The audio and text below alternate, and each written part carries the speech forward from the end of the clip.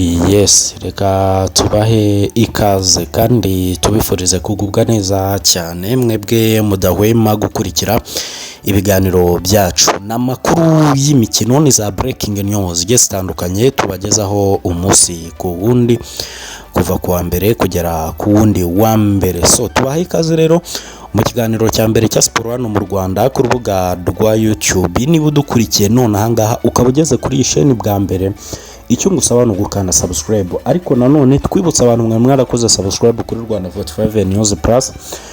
Ngira ngo ubu nubugira nk'icumi mbisubiyemo. Murabizi ko badufatiye ibihano by'amezi 3, baraduhagaritse baduhaye suspension y'amezi 3 byibuze nibura batwemereye ikiganiro kimwe ku munsi, kandi nabwo urumva ko abantu bamwe mu ba IT batwegereye batubwiye ko n'icyo kiganiro nacyo kugishyiraho baraduhagaritse, apare yuko nta kintu kimara, ariko nanone no kwishyira muri risk yuko muri ayo mezi 3 nanashira bashobora kuzongera kuduhagarika. So rero kuko umunsi w'ejo mwabonye ko nabuze aho ncisha video y'imyitozo, iyo video y'imyitozo nkayibaha nkemera nkayishyiraho, nkafata risk nkayishyiraho.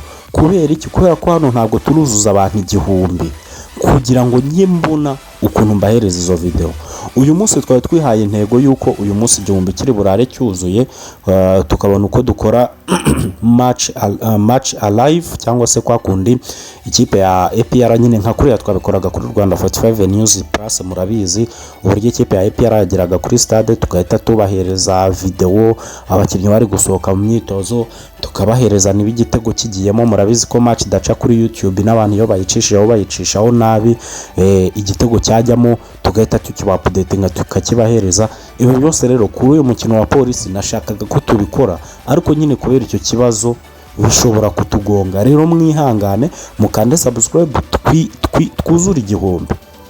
Ndimo ntekereza ko iki kiganiro nagishyira kuri Rwanda 45 News kugira ngo abantu baho batabizi, kuko hari abantu babona tudashyiraho ibiganiro bakagira ngo wenda ngo twarahagaze n'iki, batazi ko badufatiye ibihano.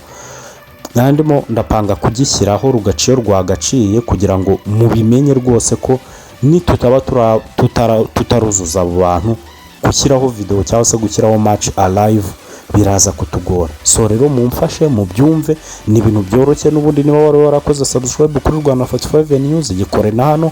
Ikindi cya kabiri, niba uri mushya nabwo yikore, kuko gukora sub nta mafaranga bisaba, YouTube ntiyabiguhanira.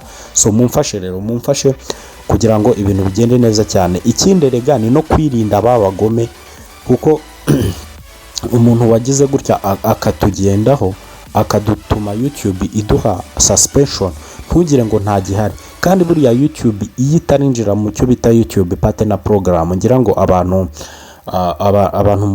muzikoresha murabizi haba hari risk nyinshi ko ishobora no guhita isibwa abo bantu babagome nyine bayiripotinze ugasanga n'ubundi ragiye. So rero mumfashe, twe twiyemeje iminsi 7 ko tuzatwuzuza 1000. So mumfashe rero kugira ngo ibintu bigende neza cyane 5 kuri 5. So banyarwandakazi rero nkuko nari maze kubigarukaho, tumaze kuganira Afande CDS yasuye abakinnyi ku munsi w'ejo. Murabizi ko buri mu gitondo nyine iyi kipe ya APR iri bukine. Muri icyo gitondo tubakorera 11. Aba 11 dukora ntabwo ari abo tuba twipangiye, oya ntabwo ari abacu, kuko dupanze abacu hari uburyo twabapangamo. Abadupanga n'abakinnyi baba bari bubanzemo completely uko byagenda kose. Amakuru ava ku mutoza, amakuru ava mu myitozo ya nyuma, kabone niyo yaba ari bubanzemo ikipe ya kabiri, twebwe turabimenya tukabibabwira. So mwabonye ko nko byibuze kuva twatangiriye gahunda yo kubaha 11 na gahunda y'imyitozo yose ukuntu yagenze muri rusange, nta n'inshuro n'imwe yari yabaho ko byibuze muri line up twababwiye hahindukamo abakinnyi babiri. Iyo nyine habaye ishyano hahindukamo umukinnyi umwe, kandi uwo mukinnyi umwe nabwo hari igihe wenda bafite amakarita twibeshye tutabimenye. wenda bakamukuramo, ariko kuri iyi nshuro dufite amakuru yuzuye. Murabizi ko twababurekingiye ko Ruboneka iyi match atari buyigaragareho kubera amakarita y'umuhondo. Aba bitwa ba Niyomugabo Claude nyine ntibahari, namwe ikibazo afite murakizi, nagiye nkigarukaho big time. Dawuda Saido yagarutse, aba babeshya mu bima amatwi. Ishimwe Pierre Mario we iyi sezo rwose ntekereza ko yarangiye kuko yagize ikibazo cy'imvune. Ngira ngo ku munsi w'ejo twabigarutseho. Hari n'abantu njya mbona muri komenti buriya kubera uyu muyoboro wa YouTube wagiye ukoreshwa n'abantu benshi babeshya kugira ngo babone abantu babakurikira, icyo bita views. Ugasanga umuntu aravuze ngo bombe ngo ikipe ya APR ngizanye Yasini Bonu umuzamu. Hari iyo nkuru narayobonye, nibaza ukuntu umuzamu ukinira ikipe ya El Hilal yo mu Saudi Arabia irimo ba Karimu Benzema na ba Kalidou Koulibaly, nibaza ukuntu uwo muzamu aje muri APR. Havuga atari ko se nk'uyu koko, kandi izo nkuru nyine hari abantu baba batazi by'umupira cyane bazemera. Urumva rero abantu kubera ibyo bintu byinshi bigiye bitandukanye, umuntu ababwira inkuru kuko bayibonye ku rubuga rwacu, murufate nyine nk'urubuga rw'ikipe. Nta kintu gishobora kuvugirwa hano kitari riyo, kitari ukuri, tutashakishije amakuru. Sinzi niba mwarabibonye ko ejo bundi tuburekinga inkuru y'uriya muzamu wari wifashe video avuga ko aza muri APR.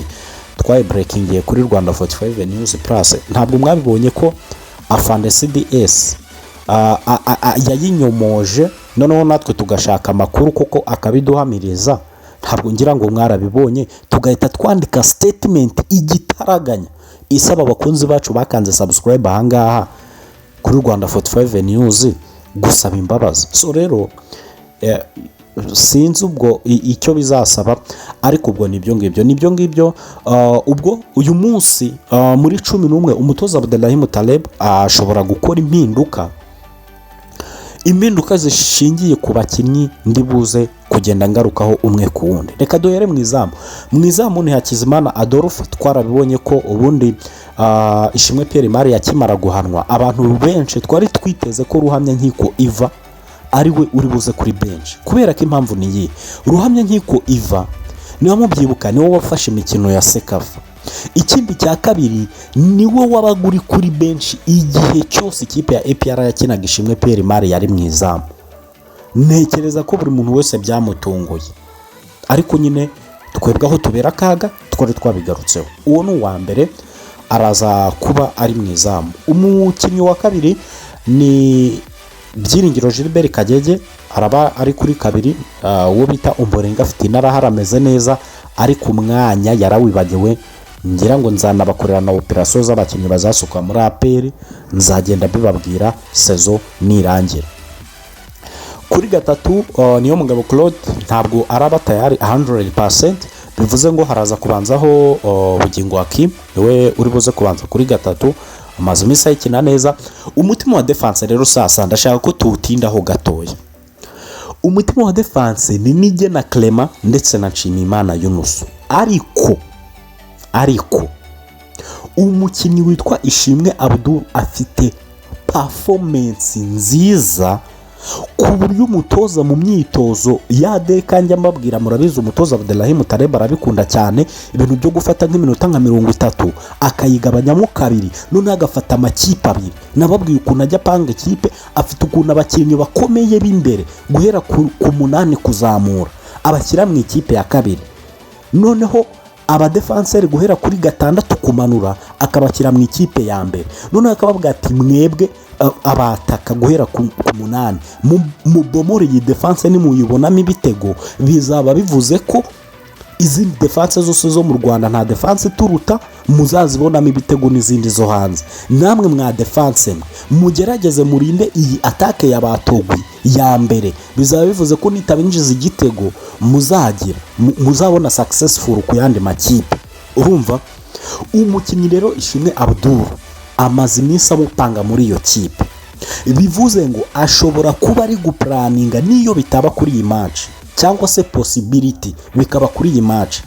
Bivuze ngo ashobora kuba ari gupanga introducinga uyu musore muri squad y'ikipe ya APR, swat agakinana na Clement cyangwa se agakinana na Yunus. Kimwe nuko bishoboka ko amakuru naje kumenya ngo buriya ikipe ya APR yaje kugira ibyago itombora nabi, itombora ikipe ya Kiyovu Sport mu gikombe cy'amahoro. Kiyovu Sport yari yabateye ubwoba mu mikino ibiri ya shampiyona yose baranganyije, ariko buriya ngo ikipe ya APR nk'iyo iza gutombora nk'uku Rayon Sport yatomboye ngo City Boys, yari gukina umutima wa defense wa Ishimwe Abdul na Ariyo Swan.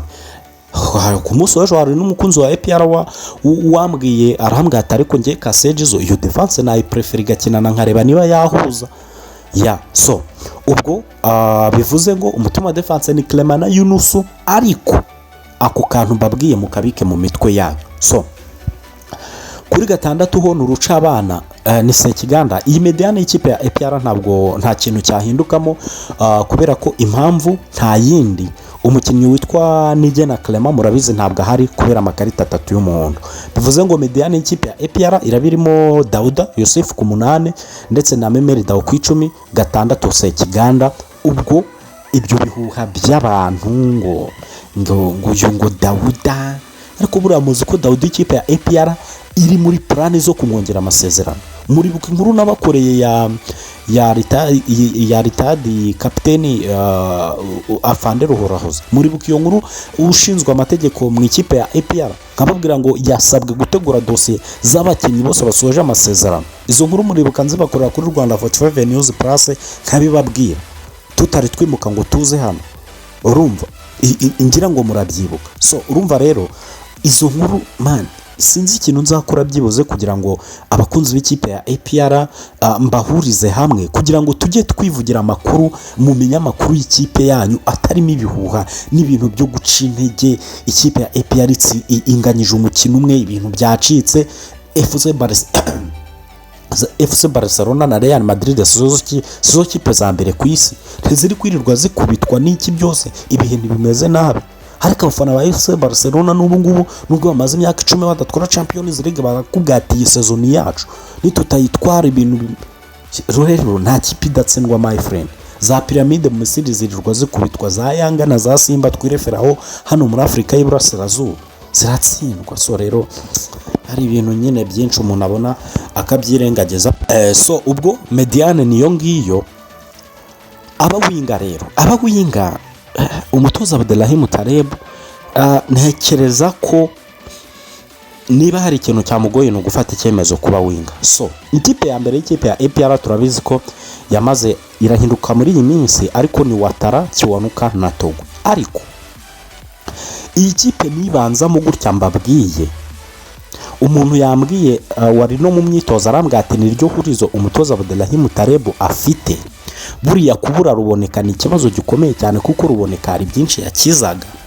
Iyi kipe nibanzamo gutya niba muri kubibara neza, ubwo ni Adolphe Hakizimana, Byiringiro Gilbert Kagege na n'uyu nguyu Bugingo Hakim, team wa defense Clement na Yunusu, gatandatu Sekiganda, 10 Dawo, 8 Dauda, uruhande rumwe Hakim Kiwanuka, urundi Jibril Watara, bakatakisha William Togo. Ariko umuntu wari mu myitozo yambwiye ngo ikipe nibanzamo gutya urabona ko harimo abanyamahanga 6, biraba bivuze ko ikipe ya APR iraba yemerewe abandi babiri kuri bench gusa. Urumva bivuze iki? Bivuze ngo yambwiye ngo hari amahirwe menshi nka 70% ibi bintu mbabwira ndi gukora ndi muri line-up mujye mubyitaho, kuko hari abantu nabonye basoma line-up gusa bagahita bigendera batumvisha ibyo navuze. Hahindukamo impinduka navuze, uwo muntu ntabimenya akagira ngo twatanze line-up itariyo. So umuntu arambwira ati Kasejizo kugira ngo umutoza Abdelrahim Taleb akipinge bench imeze neza, kuko ikipe ya APR ifite abanyamahanga abandi baba bagomba kujya mu kibuga uko byagenda kose, barangajwe imbere na Mamadusi, barimo ba Denis Omedi, ukongeraho Lamine Ba hagati mu kibuga.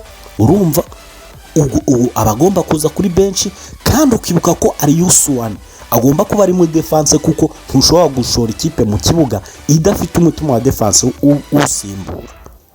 Arambwira ati rero dushobora gutungurwa umukinnyi witwa Mugisha Gilbert abanjemo hagati ya Hakim Kiwanuka na Djibril Ouattara hakagira umukinnyi wicara kugira ngo abone ibisubizo kuri benshi, kuko ikipe nibanzamo gutya neza nyipanze. Niyo mpamvu ako kantu yagashyizemo, kandi kuko nanjye nkumva gafite logique. Impamvu gafite logique, ikipe ya APR uko ipanze bivuze ngo hanze hariho Denis Omedi w'umunyamahanga, hakabaho uyu Mamadusi, urumva, hakabaho Lamine Ba, hakabaho Aliou Souane.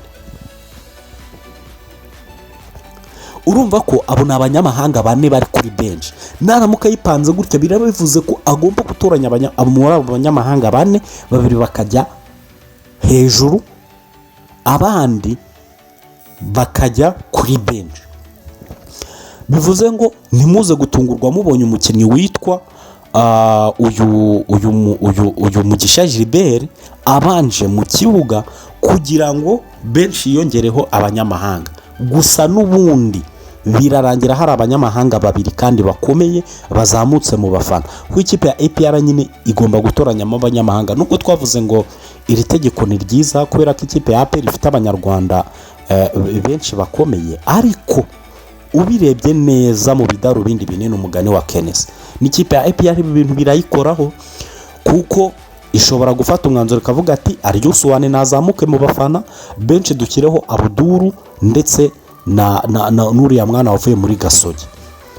Urumva uyu yitwa nde mumunyibutsa muri comment, ikabipanga gutyo kugira ngo imbere haboneka abanyamahanga benshi basimbura, cyane ko buriya muri defense akenshi na kenshi usanga defense yabanjemo ifite amahirwe nka 80% yo gusoza match, akabipanga gutyo. Ubwo rero ako kantu gatoya niyo mpinduka imwe rukumbi mushobora kubona muri iyi line-up mpanze.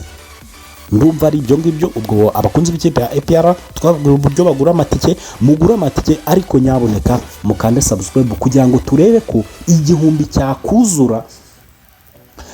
cyakuzura tukagira tukuzuza igihumbi, noneho tukabona uko tubakorera match alive ku isaha saa 9 ikipe ya APR ijya gucakirana n'ikipe ya Police. Si byose ni ibyo ngibyo munyemerere nsoze, ubwo ibindi nyine turaza kubigarukaho mu biganiro byacu bigiye bitandukanye bya siporo. Ndabakunda cyane ibiganiro bya siporo, nakagaruka kuri iyi sheni yanyu, sheni y'abanyarwanda yitwa KC TV Rwanda. Ndabakunda cyane, nge nitwa Kasejizo. Asala Vista.